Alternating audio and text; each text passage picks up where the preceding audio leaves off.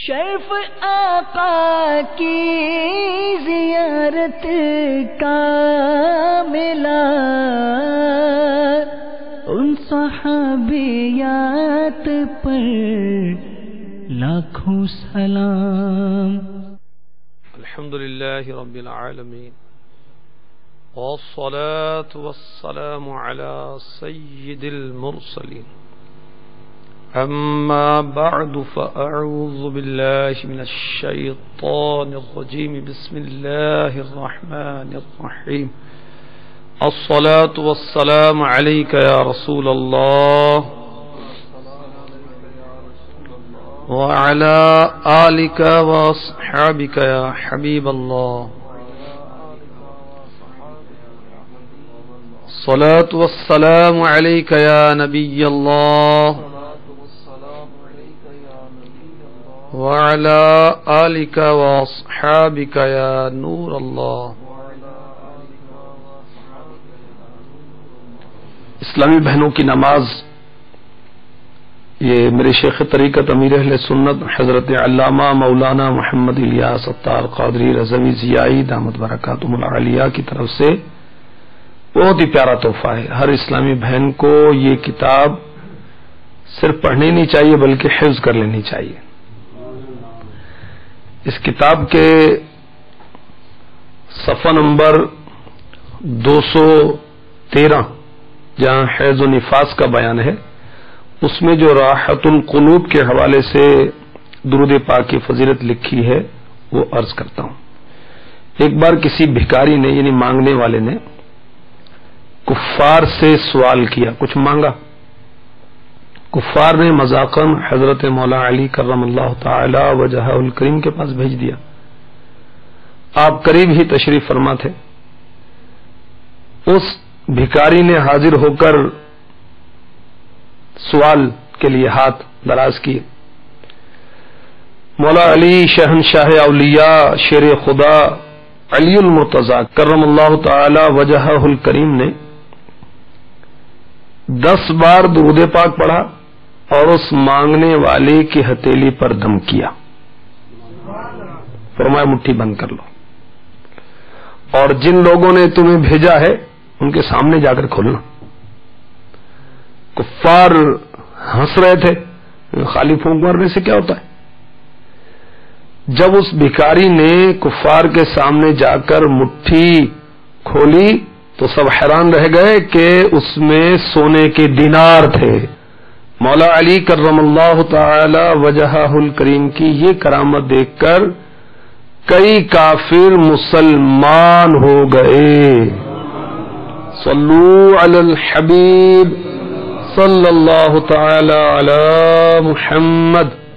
میٹھے میٹھے اسلامی بھائیوں، مدنی چینل کے ناظرین، فیضان صحابیات سلسلے میں ایک بار پھر حاضری ہے۔ آپ کو خوش آمدید کہا جاتا ہے۔ الحمدللہ اسلامی بھائی بھی بیان سننے کے لیے موجود ہیں۔ اپنے اجر و ثواب کو بڑھانے کے لیے آئیے اولاً کچھ اچھی نیتیں کیے لیتے ہیں۔ فرمان مصطفیٰ صلی اللہ تعالی علیہ وآلہ وسلم، نیت المؤمن خیر من عملہ، بندہ مومن کی نیت اس کے عمل سے بہتر ہے۔ اچھا کام اچھی نیت سے کیا جائے تو اس کا اجر و ثواب اور بڑھ جاتا ہے۔ جتنی زیادہ اچھی نیتیں ہوں گی اسی قدر ثواب بھی بڑھ جائے گا۔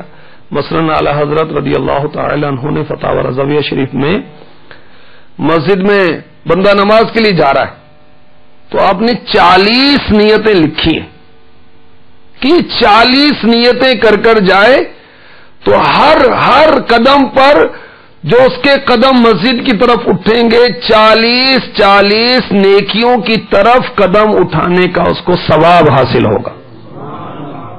اور ساتھ میں پھر آخر میں یہ لکھا کہ جو نیت کا علم جاننے والا ہے وہ اور بھی نیتیں کر سکتا ہے۔ جو عمل مباح ہے جس کے کرنے کی ممانعت نہیں، کریں تو مطلب کوئی ثواب نہیں، نہ کریں چھوڑ دیں تو کوئی گناہ نہیں۔ اگر مباح کام اچھی نیت سے کریں تو وہ بھی ثواب ہو جاتا ہے۔ تو آئیے سب سے پہلے اللہ تعالیٰ کی رضا پانے کی نیت کرتے ہیں کہ ہم اللہ تعالیٰ کی رضا اور ثواب کے لیے اس بیان کو اول تا آخر انتہائی توجہ کے ساتھ سنیں گے.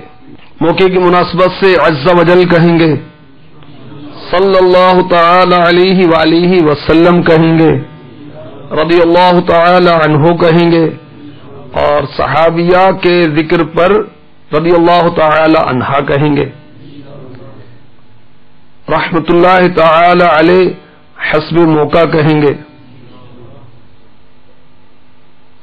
اہم مدنی پھول لکھیں گے. جن کے پاس لکھنے کا سامان ہے ان کی نیت یہ درست ہوگی, ورنہ اب لکھنے کا سامان ہی نیت کی تو وہ کیسی نیت ہے.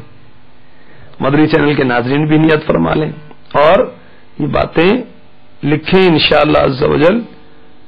امیر اہل سنت فرماتے ہیں لکھا کام آتا ہے. انشاءاللہ ہر اچھی نیت کرتے وقت کہنا چاہیے کہ نبیوں کی سنت ہے. یہ نیت بھی کر لیں کہ جب بھی اب بھی مزید نیتیں کریں گے تو پہلے کیا کہیں گے, انشاءاللہ. نیت کرنے کے بعد کہیں گے انشاءاللہ, اور اس میں نیت کیا ہوگی کہ نبیوں کی سنت ادا کر رہا. جب صلو علی الحبیب کہا جائے تو کہنے والے کی دلجوئی کے لیے اور ثواب کے حصول کے لیے نمایاں آواز سے درود پاک پڑھوں گا. صلو علی الحبیب صلی اللہ تعالی علی محمد. پچھلے کئی سلسلوں سے سیداتنا عائشہ صدیقہ طیبہ طاہرہ عابدہ زاہدہ محدثہ مفسرہ مفتیہ عالمہ رضی اللہ تعالی عنہا کی مبارک سیرت کے مختلف پہلوؤں پر مدنی پھول الحمدللہ عز و جل ہم چننے کی سعادت حاصل کر رہے ہیں. آج جو عنوان میں لے کر حاضر ہوا ہوں وہ ہے سیدہ عائشہ کی شاعری. اور بہت بڑی محدثہ تھیں, مفسرہ تھیں, قرآن پاک کی تفسیر جانتی تھیں, سکھاتی تھیں, حدیث جانتی تھیں, سکھاتی تھیں. 2210 احادیث آپ سے مروی, اور آپ بہت بڑی مفتیاں تھیں. صحابہ کرام آپ سے مسائل پوچھتے تھے. بہت بڑی عالمہ تھیں اور طبابت بھی جانتی تھیں, طب علاج بھی جانتی تھیں, علاج کا علم بھی آتا تھا, اور آپ شاعری بھی جانتی تھیں, اور آپ کو ہزاروں اشعار یاد تھے, اور موقع کی مناسبت سے آپ شعر کہا کرتی تھیں. وہ شعر کیسے ہوتے تھے؟ وہ شعر ہوتے تھے نصیحت والے, عبرت والے, عشق رسول والے, اس طرح کے اشعار ہوا کرتے تھے. وہ آج کل جیسے معاذ اللہ عشقیہ فسقیہ شاعری ہوتی ہے ایسے اشعار نہیں تھے. میرے ہاتھ میں ہے احیاء العلوم کا خلاصہ, بہت پیاری کتاب ہے, مکتبۃ المدینہ نے اسے شائع کی ہے. اس میں صفحہ نمبر 395 پر لکھا ہے, جب امیر المؤمنین حضرت سیدنا ابو بکر صدیق رضی اللہ تعالی عنہ کا وقت وصال آیا تو سیداتنا عائشہ صدیقہ رضی اللہ تعالی عنہا تشریف لائیں. یہ آپ کی شہزادی ہیں, ٹھیک ہے. تو آپ نے اس وقت بطور مثال یہ شعر پڑھا, لعمرک ما یغنی الثراء عن الفتى اذا حشرجت یوما وضاق بها الصدر. آپ کی عمر کی قسم, دولت نوجوان کے کام نہیں آتی. جب موت کا وقت آ جائے اور سینے میں دم گھٹ رہا ہو. یہ آپ نے کیسا عبرتناک شعر اس وقت پڑھا جب سیداتنا عائشہ صدیقہ رضی اللہ تعالی عنہا اپنے والد گرامی کے پاس تشریف لائے, ان کا آخری وقت تھا. تو حضرت سیدنا ابوبکر صدیق رضی اللہ تعالی عنہ نے چہرے سے کپڑا ہٹایا, فرمایا بات اس طرح نہیں بلکہ یوں ہے. پارہ 26 سورہ قاف آیت نمبر 19, وَجَاءَ سَكْرَةُ الْمَوْتِ بِالْحَقِّ ذَلِكَ مَا كُنْتَ مِنْهُ تَحِيدُ. ترجمہ کنز الایمان, اور آئی موت کی سختی حق کے ساتھ, یہ ہے جس سے تو بھاگتا تھا. پھر فرمایا میرے ان 2 کپڑوں کو دھو کر انہی میں مجھے کفن دے دینا، کیونکہ فوت شدہ کے مقابلے میں زندہ آدمی نئے کپڑوں کا زیادہ حقدار ہے۔ سیدنا صدیق اکبر رضی اللہ تعالی عنہ کا وصال ہونے لگا تو سیداتنا عائشہ صدیقہ رضی اللہ تعالی عنہا نے اب یہ شعر پڑھا، جس کا ترجمہ یہ ہے: سفید رنگ والے جن کے چہرے کے سبب بادل برستے ہیں، آپ یتیموں کی بہار اور بیواؤں کا سہارا ہیں۔ تو صدیق اکبر رضی اللہ تعالی عنہ نے فرمایا بیٹی یہ تو میرے آقا صلی اللہ علیہ وسلم کی شان ہے۔ صلو علی الحبیب صلی اللہ تعالی علی محمد وعلی آلہ وصحبہ وبارک وسلم۔ سیداتنا عائشہ صدیقہ طیبہ طاہرہ عابدہ زاہدہ رضی اللہ تعالی عنہا ایک مرتبہ سیدہ عائشہ صدیقہ رضی اللہ تعالی عنہا چرخہ کاٹ رہی تھیں۔ فرماتی ہیں کہ حضور اکرم نور مجسم شہنشاہ امم صلی اللہ تعالی علیہ وآلہ وسلم میرے سامنے تشریف فرما تھے اور اپنے نعل پاک کو پیوند لگا رہے تھے۔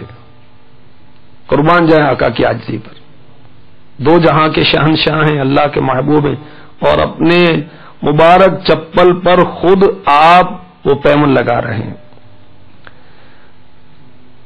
عائشہ صدیقہ رضی اللہ تعالی عنہا فرماتی ہیں کہ پیارے آقا علیہ الصلوۃ والسلام کی مبارک پیشانی پر پسینے کے قطرے تھے اور پسینے کے ان قطروں سے نور کی شعاعیں نکل رہی تھیں۔ سیداتنا عائشہ صدیقہ رضی اللہ تعالی عنہا فرماتی ہیں یہ حسین منظر میں نے دیکھا تو چرخہ کاٹنا چھوڑ دیا۔ چرخہ کاٹا جاتا تھا دھاگا بنانے کے لیے پہلے کے دور میں، اور میں اللہ کے محبوب علیہ الصلوۃ والسلام کو دیکھتی رہ گئی تو پیارے نبی رسول ہاشمی محمد عربی صلی اللہ تعالی علیہ وآلہ وسلم نے فرمایا اے عائشہ تجھے کیا ہوا؟ رضی اللہ تعالی عنہ عرض کیا آپ کی مبارک پیشانی پر پسینے کے جو قطرے ہیں وہ تو مجھے نور کے ستارے معلوم ہو رہے ہیں۔ اگر ابو کبیر حذیلی جو عرب کا مشہور شاعر تھا آپ کو اس حالت میں دیکھ لیتا کہ آپ کی مبارک پیشانی سے جو پسینہ ہے وہ نور کے قطرے معلوم ہو رہے ہیں تو یقین کر لیتا اس شعر کے مصداق آپ ہی ہیں۔ وہ شعر کیا ہے؟ وَإِذَا نَظَرْتُ إِلَىٰ أُسْرَتِ وَجْهِهِ بَرَقَتْ بُرُوقَ الْآرِدِ الْمُتَهَلِّلِ، جب میں اس کے چہرے کو دیکھتا ہوں تو اس کے رخساروں کی چمک چاند کی طرح نظر آتی ہے۔ سبحان اللہ۔ یہ جو روایت میں نے پیش کی یہ ابن عساکر ابو نعیم وغیرہ میں لکھی ہے۔ پیارے آقا علیہ الصلوۃ والسلام کے چہرے پاک پر جو پسینہ آتا ہے آپ کی پیشانی پر وہ نور کے ستاروں کی مثل لگتا ہے۔ سبحان اللہ۔ اور اسی بات کو میرے آقا اعلی حضرت علی رحمت رب العزت نے قصیدہ نور میں یوں بیان کیا: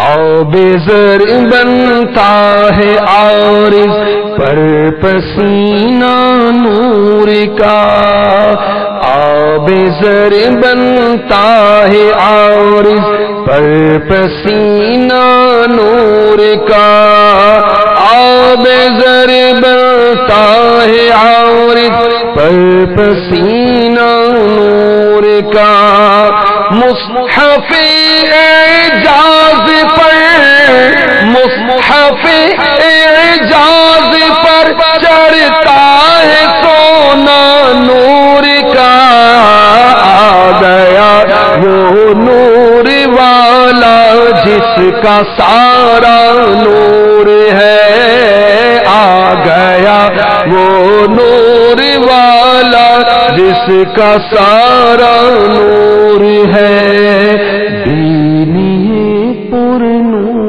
پر رخشا ہے بو کا نور کا.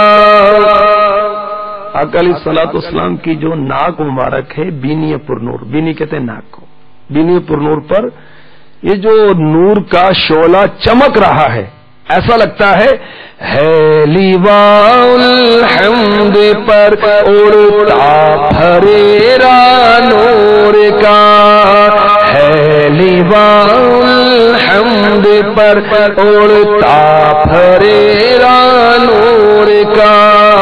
آ گیا وہ نور والا، آ گیا وہ نور والا جس کا سارا نور ہے، آ گیا وہ نور والا جس کا سارا نور ہے. صلو علی الحبیب صلی اللہ تعالی علی محمد. پیر مہر علی علیہ رحمت اللہ القوی آپ اپنے عشق بھرے جذبات کا یوں اظہار کرتے ہیں: سبحان اللہ سبحان اللہ سبحان اللہ سبحان اللہ، مکھ چند بدر شاشانی مت چمک دلاٹ نورانی، کالی زلف تے اک مستانی، مخمور اکھین مد بریاں. سبحان اللہ سبحان اللہ سبحان اللہ سبحان اللہ. صلو علی الحبیب صلی اللہ تعالی علی محمد وعلی آلہ وصحبہ وبارک وسلم. صحابہ کرام کا عشق رسول یہ مکتبۃ المدینہ کی کتاب ہے. نام سے اس کا موضوع ظاہر ہے کہ صحابہ کرام پیارے آقا علیہ الصلوۃ والسلام سے کیسا عشق کرتے تھے اور آپ کے عشق کے انداز کیا تھے.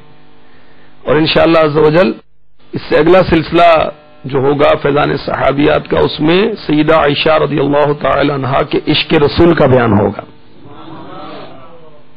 کیونکہ یہ وصف تو سارے صحابہ میں تھا کہ سارے صحابہ عاشق رسول تھے. ساری صحابیات رسول پاک صلی اللہ تعالی علیہ وسلم کی عاشقہ تھیں، اور سیدہ بھی عاشق رسول تھی. عشق رسول میں آپ نے کیسا شعر کہا سنیے: فلو سمعوا فی مصر اوصاف خده لما بولوا فی صوم یوسف من نقد، لوائم زلیخا لو رأینا جبینہ لأثرن بالقطع القلوب علی الایدی. اگر رسول پاک صلی اللہ علیہ وسلم کے مبارک رخسار کے اوصاف مصر والے سن لیتے تو یوسف علیہ السلام کی قیمت لگانے میں سیم و زر نہ بہاتے، مال خرچ نہ کرتے. یوسف علیہ السلام کو مصر کے بازار میں بیچا گیا تھا، خریدا گیا تھا. تو مصر والے اگر اللہ کے محبوب صلی اللہ علیہ وسلم کے مبارک حسین رخسار کے اوصاف سن لیتے تو یوسف علیہ السلام کی خریداری میں قیمت نہ لگاتے. اگر زلیخا کو ملامت کرنے والی عورتیں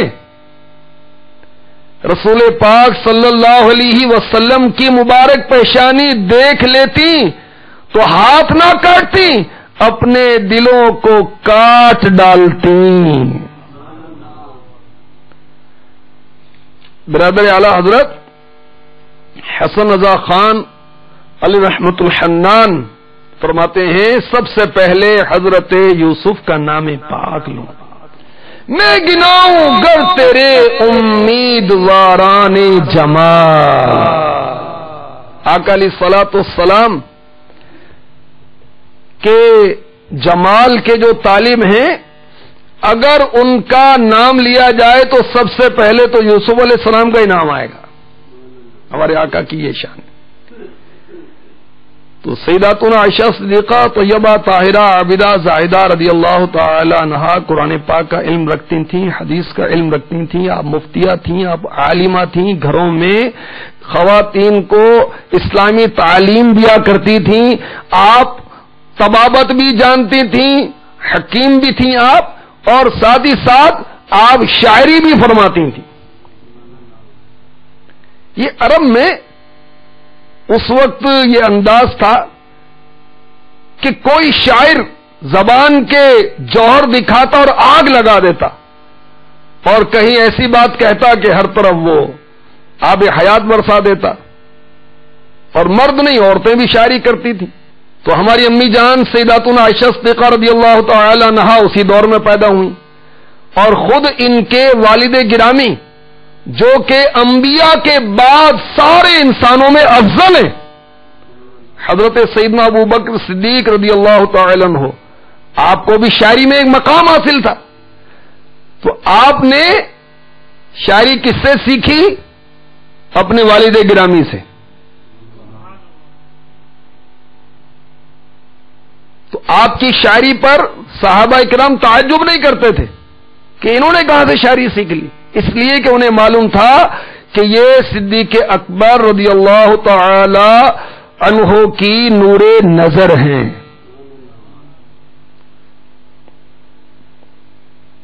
حضرت عروہ رضی اللہ تعالی عنہ فرماتے ہیں حضرت عائشہ رضی اللہ تعالی عنہ کو کعب بن مالک کا پورا قصیدہ یاد تھا، اور ایک قصیدے میں کم و بیش 40 شعر تھے. صلو علی الحبیب صلی اللہ تعالی علی محمد وعلی آلہ وصحبہ وبارک وسلم. اللہ تبارک و تعالی نے ہماری امی جان سیداتنا عائشہ صدیقہ رضی اللہ تعالی عنہا کو وہ مقام عطا فرمایا کہ اس دور کے بڑے بڑے شاعر جن کو استاد مانا جاتا تھا، جیسے حضرت حسان بن ثابت رضی اللہ تعالی عنہ، یہ بارگاہ رسالت کے نعت گو شاعر تھے، اور ان کو اللہ نے ایسی عزت عطا فرمائی کہ ان کے لیے مسجد نبوی میں ممبر لگایا جاتا تھا، اور ممبر پر بیٹھ کر یہ آقا علیہ الصلوۃ والسلام کی شان میں نعت پڑھا کرتے تھے، اشعار پڑھا کرتے تھے. یہ حضرت حسان بن ثابت رضی اللہ تعالی عنہ سیداتنا عائشہ رضی اللہ تعالی عنہا کی بارگاہ میں حاضر ہوا کرتے تھے اور اپنے اشعار سنایا کرتے تھے. میٹھے میٹھے اسلامی بھائیوں، مدنی چینل کے ناظرین، پردے میں رہ کر سننے والی اسلامی بہنوں، یہ اشعار پڑھنا کیسا، یہ اشعار سننا کیسا، آئیے میں آپ کو عرض کرتا ہوں. اور شاعروں کی پیروی گمراہ کرتے ہیں، یہ ترجمہ کنز الایمان ہے جو میرے آقا اعلی حضرت کا کیا ہوا ہے. اس کی تفسیر میں صدر الافاضل لکھتے ہیں ان کے اشعار میں کہ ان کو پڑھتے ہیں، رواج دیتے ہیں، باوجود یہ کہ وہ اشعار کذب و باطل ہیں، جھوٹے ہیں، غلط ہیں. شان نزول، یہ آیت شعراء کفار کے حق میں نازل ہوئی جو سید عالم صلی اللہ علیہ وسلم کی ہجوں میں معاذ اللہ گستاخی کی میں مذمت میں شعر کہتے تھے، اور کہتے تھے جیسا محمد صلی اللہ تعالی علیہ وآلہ وسلم کہتے ہیں ایسا ہم بھی کہہ لیتے ہیں. اور ان کی قوم کے گمراہ لوگ ان سے ان اشعار کو نقل کرتے تھے. ان لوگوں کی آیت میں مذمت فرمائی گئی، اور شاعروں کی پیروی گمراہ کرتے ہیں. کون سے شاعر جو پیارے آقا علیہ الصلوۃ والسلام کی مذمت میں اشعار کہتے ہیں، معاذ اللہ گستاخی میں اشعار کہتے ہیں، جھوٹے اشعار کہتے ہیں، غلط اشعار کہتے ہیں. مزید ارشاد ہوتا ہے أَلَمْ تَرَ أَنَّهُمْ فِي كُلِّ وَادٍ يَهِيمُونَ، کیا تم نے نہ دیکھا کہ وہ ہر نالے میں سرگرداں پھرتے ہیں. تفسیر، اور ہر طرح کی جھوٹی باتیں بناتے ہیں، اور ہر لغو و باطل میں سخن آرائی کرتے ہیں، جھوٹی مداح کرتے ہیں، جھوٹی ہجو کرتے ہیں. وَأَنَّهُمْ يَقُولُونَ مَا لَا يَفْعَلُونَ، اور وہ کہتے ہیں جو نہیں کرتے. تفسیر بخاری مسلم کے حدیث میں اگر کسی کا جسم پیپ سے بھر جائے تو وہ اس کے لیے اس سے بہتر ہے کہ شعر سے پر ہو. مسلمان شعراء جو اس طریقے سے اجتناب کرتے ہیں اس حکم سے مستثنا کیے گئے. إِلَّا الَّذِينَ آمَنُوا وَعَمِلُوا الصَّالِحَاتِ وَذَكَرُوا اللَّهَ كَثِيرًا وَانتَصَرُوا مِن بَعْدِ مَا ظُلِمُوا وَسَيَعْلَمُ الَّذِينَ ظَلَمُوا أَيَّ مُنقَلِبٍ يَنقَلِبُونَ. مگر وہ جو ایمان لائے اور اچھے کام کیے. تفسیر اس میں شعراء اسلام کا استثناء فرمایا گیا جو حضور سید عالم صلی اللہ علیہ وسلم کی نعت لکھتے ہیں، اللہ تعالیٰ کی حمد لکھتے ہیں، اسلام کی مدح لکھتے ہیں، پند و نصائح لکھتے ہیں، اس پر اجر و ثواب پاتے ہیں. تو وہ شاعر جو اللہ تعالیٰ کی حمد لکھتے ہیں، مناجات لکھتے ہیں، نعتیں لکھتے ہیں، وہ منقبت لکھتے ہیں بزرگوں کی، اسلام کی شان لکھتے ہیں، نصیحت کی باتیں لکھتے ہیں، انہیں تو اجر و ثواب دیا جاتا ہے. سعد اللہ فاضل لکھتے ہیں بخاری شریف میں ہے مسجد نبوی میں حضرت حسان بن ثابت رضی اللہ تعالی عنہ کے لیے ممبر بچھایا جاتا تھا. وہ اس پر کھڑے ہو کر رسول کریم صلی اللہ تعالی علیہ وسلم کے مفاخر یعنی آپ کے فضائل بیان کرتے تھے اور کفار کی بدگوئیوں کا جواب دیتے تھے، اور آقا علیہ الصلوۃ والسلام حضرت حسان بن ثابت رضی اللہ تعالی عنہ کے حق میں دعا فرماتے تھے. بخاری کے حدیث میں ہے حضور صلی اللہ علیہ وسلم نے فرمایا بعض شعر حکمت ہوتے ہیں. رسول کریم صلی اللہ علیہ وسلم کی مبارک مجلس میں اکثر شعر پڑھے جاتے تھے، جیسے کہ ترمذی میں جابر بن سمرہ رضی اللہ تعالی عنہ سے مروی ہے. حضرت عائشہ صدیقہ رضی اللہ تعالی عنہا نے فرمایا شعر کلام ہے، بعض اچھا ہوتا ہے بعض برا، اچھے کو لو برے کو چھوڑ دو. شعبی نے کہا حضرت ابوبکر صدیق رضی اللہ تعالی عنہ شعر کہتے تھے.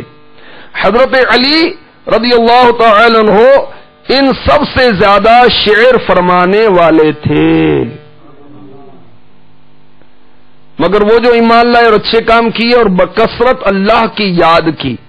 تفسیر اور شعر ان کے لیے ذکر الہی سے غفلت کا سبب نہ ہو سکا، بلکہ ان لوگوں نے جب شعر کہا تو اللہ تعالیٰ کی حمد و ثنا اور اس کی توحید اور رسول کریم صلی اللہ علیہ وسلم کی نعت اور صحابہ کرام و صلحاء امت کی مدح و حکمت و موعظت اور زہد و ادب میں ترجمہ اور بدلہ لیا کفار سے ان کی ہجوں کا، بعد اس کے کہ ان پر ظلم ہوا. تفسیر کفار کی طرف سے کہ انہوں نے مسلمانوں کی اور ان کے پیشواؤں کی ہجوں کی، ان حضرات نے اس کو دفع کیا اور اس کے جواب دیے. یہ مذموم نہیں ہے بلکہ مستحق اجر و ثواب ہیں. حدیث شریف میں ہے مومن اپنی تلوار سے بھی جہاد کرتا ہے اور اپنی زبان سے بھی. یہ ان حضرات کا جہاد ہے. ترجمہ اور اب جانا چاہتے ہیں ظالم یعنی مشرکین جنہوں نے سید الطاہرین عبد الخلق رسول اللہ صلی اللہ علیہ وسلم کی ہجو کی کہ کس کروٹ پر پلٹا کھائیں گے موت کے بعد. حضرت ابن عباس رضی اللہ عنہما نے فرمایا جہنم کی طرف اور برا ہی ٹھکانہ ہے. تو وہ کفار بدکردار ناہنجار جو میرے سرکار دو عالم کے مالک و مختار صاحب امامہ پر انوار صاحب پسینہ خوشبودار صلی اللہ علیہ وسلم کی شان عظمت نشان میں گستاخیاں کرتے ہیں، وہ جہنم کی تیاری کر رہے تھے اور ان کا برا ٹھکانہ ہے.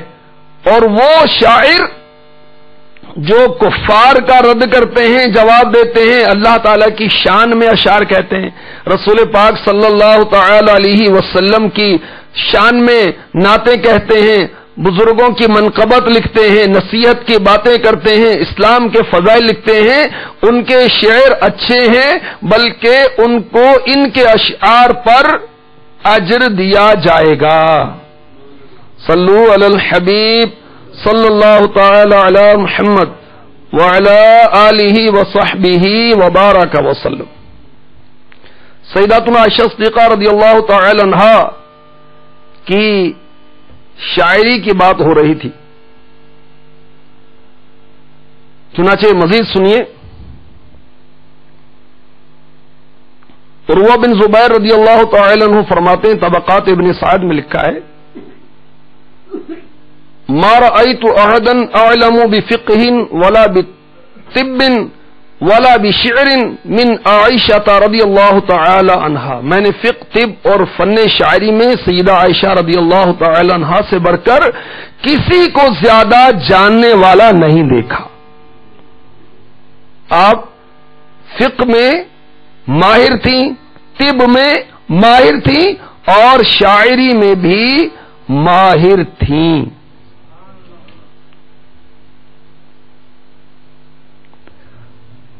ابو عمر ابن عبد البر رحمۃ اللہ تعالی علیہ لکھتے ہیں، سیدہ عائشہ صدیقہ رضی اللہ تعالی عنہ 3 علوم میں اپنے زمانے میں یکتا تھیں، آپ کی کوئی مثال نہیں تھی، آپ بے مثل تھیں، علم فقہ میں، علم طب میں اور علم شعر میں۔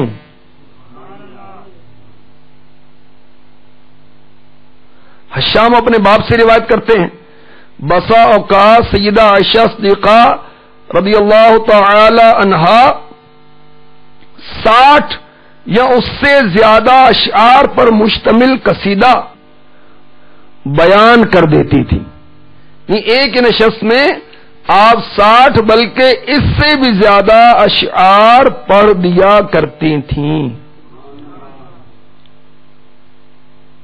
حضرت عروہ بن زبیر رضی اللہ تعالی عنہ سے پوچھا گیا، آپ نے بتایا کہ ام المؤمنین سیدہ عائشہ صدیقہ رضی اللہ تعالی عنہا فن شاعری میں سب سے بڑھ کر تھی، کوئی بات کرتی تو موقع کی مناسبت سے آپ اشعار پڑھا کرتی تھیں۔ امام شعبی علیہ رحمۃ اللہ الکوی سے روایت سیدہ عائشہ صدیقہ رضی اللہ تعالی عنہا فرماتی ہیں، میں نے لبید کے تقریباً 1000 اشعار بیان کیے۔ کتنے اشعار؟ 1000۔ ہماری امی جان عائشہ صدیقہ رضی اللہ تعالی عنہا کا حافظہ کتنا مضبوط تھا، سبحان اللہ۔ امام شعبی علیہ رحمۃ اللہ الکوی اشعار کا تذکرہ کیا کرتے اور سیدہ عائشہ صدیقہ رضی اللہ تعالی عنہا کی فقاہت پر، آپ کے علم پر تعجب کیا کرتے تھے۔ صلو علی الحبیب صلی اللہ تعالی علی محمد وعلی آلہ وصحبہ وبارک وسلم۔ سیداتنا عائشہ صدیقہ رضی اللہ تعالی عنہا موقع کی مناسبت سے اشعار پڑھتی تھیں۔ آئیے اس کی ایک نظیر، اس کی مثال آپ کی خدمت میں پیش کی جائے۔ چنانچہ آپ اپنے بھائی عبد الرحمن بن ابی بکر رضی اللہ عنہما کا جب انتقال ہوا مکہ مکرمہ سے باہر، ان کے جسد مبارک کو مکہ معظمہ میں لا کر سپرد خاک کیا۔ جب عائشہ صدیقہ رضی اللہ تعالی عنہا کے مکہ معظمہ میں تشریف آوری ہوئی تو آپ اپنے بھائی کی قبر پر آئیں اور آپ نے اس وقت یہ اشعار پڑھے، وَكُنَّا كَنَدْمَنَيْ جُزَيْمَةَ حِقْبَةً مِنَ الدَّهْرِ حَتَّى قِيلَ لَن يَتَصَدَّعَا فَلَمَّا تفرقنا كأني ومالكا لطول اجتماع لم نبت ليلة معا،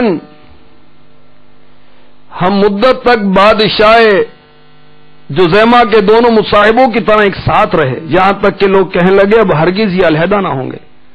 جب ہم علیحدہ ہو گئے تو گویا میں نے اور مالک نے طول اجتماع کے باوجود ایک شب بھی ساتھ بسر نہیں کی، یعنی اس موقع پر بھی سیداتنا عائشہ صدیقہ رضی اللہ تعالی عنہا نے موقع کی مناسبت سے اشعار پڑھے۔ آپ کو اشعار بہت یاد تھے، اور اس میں میٹھے میٹھے اسلامی بھائیوں، مدنی چینل کے ناظرین اور پردے میں رہ کر سننے والی اسلامی بہنوں، عبرت بھی ہے کہ دنیا میں جتنے بھی ساتھ ہیں، اکٹھے رہنے والے ہیں، آخر جدائی ہے۔ موت بھائی کو بھائی سے جدا کر دیتی ہے، موت بہن کو بھائی سے جدا کر دیتی ہے، موت شوہر کو بیوی سے جدا کر دیتی ہے، بیوی کو شوہر سے جدا کر دیتی ہے، بچوں کو والدین سے، والدین کو بچوں سے جدا کر دیتی ہے، دوست کو دوست سے جدا کر دیتی ہے۔ موت جدائیاں ڈال دیتی ہے۔ اللہ تبارک و تعالی ہمیں موت کی تیاری کی توفیق عطا فرمائے۔ میٹھے میٹھے اسلام بھائیوں، مدنی چینل کے ناظرین، اشعار کے بارے میں کچھ ہم نے تفسیر خزائن العرفان سے بھی پڑھا اور سنا۔ آئیے اب بہار شریعت سے بھی کچھ آپ کو میں پیش کرنے کی سعادت حاصل کرتا ہوں۔ حضرت مفتی امجد علی اعظمی علیہ رحمۃ اللہ القوی نے اشعار کے متعلق سورہ شعراء کی آیات لکھی ہیں اور احادیث نقل کی ہیں۔ اس کے بعد آپ لکھتے ہیں ان احادیث سے یہ معلوم ہوا کہ اشعار اچھے بھی ہوتے ہیں برے بھی۔ اگر اللہ و رسول عز و جل و صلی اللہ تعالی علیہ وسلم کی تعریف کے اشعار ہوں یا ان میں حکمت کی باتیں ہوں، اچھے اخلاق کی تعلیم ہو تو اچھے ہیں، اگر وہ باطل پر مشتمل ہوں تو برے ہیں، کیونکہ اکثر شعراء ایسے ہی بے تکی ہانکتے ہیں، اس وجہ سے ان کی مذمت کی جاتی ہے۔ وہ کسی نے کہا کہ جہنم کو بھر دیں گے شاعر ہمارے، ان شاعروں کے لیے جو بے تکی ہانکتے ہیں، معاذ اللہ کفریہ باتیں کرتے ہیں۔ مزید آپ لکھتے ہیں مسئلہ، جو اشعار مباح ہوں ان کے پڑھنے میں حرج نہیں۔ اشعار میں اگر کسی مخصوص عورت کے اوصاف کا ذکر ہو اور وہ زندہ ہو تو پڑھنا مکروہ ہے، اور مر چکی ہو یا خاص عورت کا ذکر نہ ہو تو پڑھنا جائز ہے۔ شعر میں لڑکے کا ذکر ہو تو وہی حکم ہے جو عورت کے متعلق اشعار کا ہے۔ مسئلہ 2، اشعار کے پڑھنے سے اگر یہ مقصود ہو کہ ان کے ذریعے سے تفسیر و حدیث میں مدد ملے، یعنی عرب کے محاورات اور اسلوب کلام پر مطلع ہو، جیسا کہ شعراء جاہلیت کے کلام سے استدلال کیا جاتا ہے، اس میں کوئی حرج نہیں۔ تو میٹھے میٹھے اسلام بھائیوں، مدنی چینل کے ناظرین، شعر ایک کلام ہے، اگر وہ کلام اچھا ہے تو یہ شعر بھی اچھا ہے، اور اگر وہ کلام برا ہے تو یہ شعر بھی برا ہے۔ تو اللہ تعالیٰ ہمیں توفیق دے کہ ہم اچھے اچھے اشعار سنیں، برے اشعار نہ سنیں۔ معاذ اللہ وہ اشعار نہیں جس کے اندر کفریات ہوتے ہیں، جس کے اندر فضولیات ہوتی ہیں، وہ اشعار نہیں جس میں معاذ اللہ وہ گندی گندی باتیں ہوتی ہیں، وہ عجیب و غریب باتیں ہوتی ہیں، عشقیہ فسقیہ باتیں ہوتی ہیں۔ ایسے اشعار سے بچنا چاہیے۔ اور امیر اہل سنت کی جو کتاب کفریہ کلمات کے بارے میں سوال جواب، یہ یوں کہیے کہ ہر مسلمان مرد و عورت کی ضرورت ہے کہ اس کو لے پڑھے سمجھے اور اس کے مطابق اپنے ایمان کا تحفظ کرنے کی کوشش کرے۔ تو امیر اہل سنت نے یہی سمجھایا ہے کن کن کی شاعری سننی چاہیے۔ اگر نعتیہ شاعری یا حمدیہ شاعری بھی سنیں تو امیر اہل سنت نے یہ فرمایا ہے کہ اعلی حضرت رضی اللہ تعالی عنہ اور استاد زمن حضرت مولانا حسن رضا خان، خلیفہ اعلی حضرت مداح الحبیب حضرت مولانا جمیل الرحمان رضوی علیہ رحمۃ اللہ الکوی، شہزادہ اعلی حضرت تاجدار اہل سنت حضور مفتی اعظم ہند مولانا مصطفیٰ رضا خان علی رحمۃ الحنان، شہزادہ اعلی حضرت حجت الاسلام حضرت مولانا حامد رضا خان علی رحمۃ المنان، خلیفہ اعلی حضرت صدر الافاضل حضرت علامہ مولانا سید محمد نعیم الدین مراد آبادی علی رحمۃ اللہ الحادی، مفسر شہیر حکیم الامت حضرت مفتی احمد یار خان علی رحمۃ الحنان۔ علماء اہل سنت کا کلام ہی سنا جائے، ہر ایک کا کلام شریعت کے مطابق نہیں ہوتا، اور ہر ایک وہ نعت لکھنے والا بھی ہر ایک عالم نہیں ہوتا۔ تو جو بھی علماء اہل سنت ہیں ان کا کلام پڑھا جائے سنا جائے۔ اور خود امیر اہل سنت نے ان کی ساری فرمائی اپنا نام نہیں لکھا، تو امیر اہل سنت کا کلام تو سبحان اللہ آج کے دور کے اندر بہت ہی آسان اور سہل ہے، اور خدا سے، عشق رسول سے، عشق صحابہ سے، عشق اولیاء سے، عشق غوث پاک سے مالا مال ہے۔ تو اس کے بارے میں بہت وہ نعتیہ شاعری ہر ایک کا کام نہیں، کس کا کلام پڑھنا چاہیے۔ اور بعض اشعار ایسے ہیں حالانکہ وہ نعتیہ اشعار ہیں مگر ان کے اندر بھی کفریات موجود ہیں۔ اس کا امیر اہل سنت نے اس کتاب میں تذکرہ کیا ہے، اس سے اسلامی بھائی اور اسلامی بہنیں اس کو پڑھ لیں۔ اللہ تبارک و تعالی ہمیں اچھے اچھے اشعار اچھی نیتوں کے ساتھ پڑھنے سننے کی توفیق عطا فرمائے۔ اور سیداتنا عائشہ صدیقہ طیبہ طاہرہ عابدہ زاہدہ رضی اللہ تعالی عنہا کے صدقے میں ہمیں بھی، مدنی چینل کے ناظرین کو بھی الٹے سیدھے اشعار سے ہمیں اللہ تعالیٰ بچائے، گانے بازوں سے بچائے، گانے سننے سے بچائے۔ اگر کوئی اسلامی بھائی یا اسلامی بہن ایسی ہے جو سن رہی ہے کہ وہ گانے لکھنے والی ہے یا اسلامی بھائی گانے لکھنے والا ہے تو وہ بھی توبہ کریں اس کام سے، اور اللہ تبارک و تعالیٰ ہمیں دعوت اسلامی کا مدنی ماحول اخلاص کے ساتھ نصیب فرما دے۔ دعوت اسلامی کے مدنی ماحول کی بڑی بہار ہے، اللہ تعالیٰ ہمیں برکتیں لوٹنے کی توفیق عطا فرمائے۔ چنانچہ ایک اسلامی بہن کا بیان ہے، یہ پردے کے بارے میں سوال جواب، بہت ہی عظیم کتاب ہے پردے کے بارے میں بہت ہی مفید معلومات ہیں۔ شرعی پردہ کسے کہتے ہیں، اسلامی بہن کو پردہ کس طرح کرنا چاہیے، کس سے کرنا چاہیے، گھر سے نکلتے وقت پردے کا اہتمام کرنا کس طرح چاہیے، اور کن کن موقعوں پر اسلامی بہن گھروں سے باہر نکل سکتی ہیں۔ تو اس کے صفحہ نمبر 315 پر لکھا ہے کہ ایک اسلامی بہن کہتی ہیں کہ عام لڑکیوں کی طرح میں بھی فلمیں ڈرامے دیکھنے کی عادی تھی، گانے سننے کی شوقین تھی، شادی بیاہ میں بن سور کر بے پردہ میں شامل ہو جاتی۔ مرنے کے بعد میرا کیا بنے گا مجھے بالکل بھی احساس نہیں تھا۔ 2 سال پہلے مجھے باول مدینہ کراچی اپنے رشتہ داروں کے ہاں جانے کا اتفاق ہوا تو ان کے گھر کے قریبی اسلامی بہنوں کا سنت و برا اجتماع ہوتا تھا۔ ایک اسلامی بہن نے دعوت دی تو میں چلی گئی۔ الحمدللہ عز و جل اس اجتماع نے میری سوچوں کا رخ تبدیل کر کے رکھ دیا۔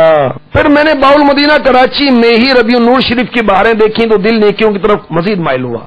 الحمدللہ عز و جل میں نے نماز پڑھنا شروع کر دی، مدنی انعامات پر عمل اور شرعی پردہ کرنا نصیب ہو گیا۔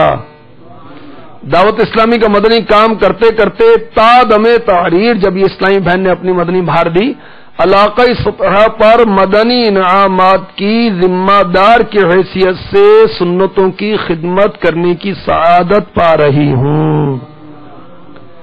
میٹھے میٹھے اسلامی بھائیوں، مدنی چینل کے ناظرین، پردے میں رہ کر سننے والی اسلامی بہنوں، دعوت اسلامی کے اجتماعات کی کیا بات ہے۔ ایک ایسی لڑکی جو فیشنیبل تھی، ناجائز فیشن کرتی تھی، فلمیں ڈرامے دیکھنے کی عادی تھی، بے پردہ تھی، گانے سننے کی شوقین تھی، ایک اجتماع نے اس کی سوچوں کا رخ بدل کے رکھ دیا اور ایک اجتماع کی برکت سے اسے نماز پڑھنا نصیب ہو گئی، مدنی اعمال پر عمل کرنا نصیب ہو گیا، شرعی پردہ کرنا نصیب ہو گیا۔ واہ کیا بات ہے دعوت اسلامی کی، کیا بات ہے دعوت اسلامی کے سنتوں بھرے اجتماعات کی۔ اللہ تبارک و تعالی ہمیں اجتماعات کی پابندی نصیب فرمائے اور اسلامی بھائیوں پر انفرادی کوشش کر کے اجتماع میں لانے کی توفیق عطا فرمائے، اسلامی بہنوں پر انفرادی کوشش کر کے سنتوں بھرے باپردہ اجتماع میں لانے کی سعادت عطا فرمائے، آمین بجاہ النبی الامین صلی اللہ تعالی علیہ وآلہ وسلم۔ شرف آقا کی زیارت کا ملا، ان صحابیات پر لاکھوں سلام۔ ابھی جو آپ نے سلسلہ ملاحظہ فرمایا، اس کے بارے میں اپنے تاثرات اور مدنی مشورے 0312-492-1389 اور 0301-2612-176 پر SMS یا feedback@madanichannel.tv پر میل کر سکتے ہیں۔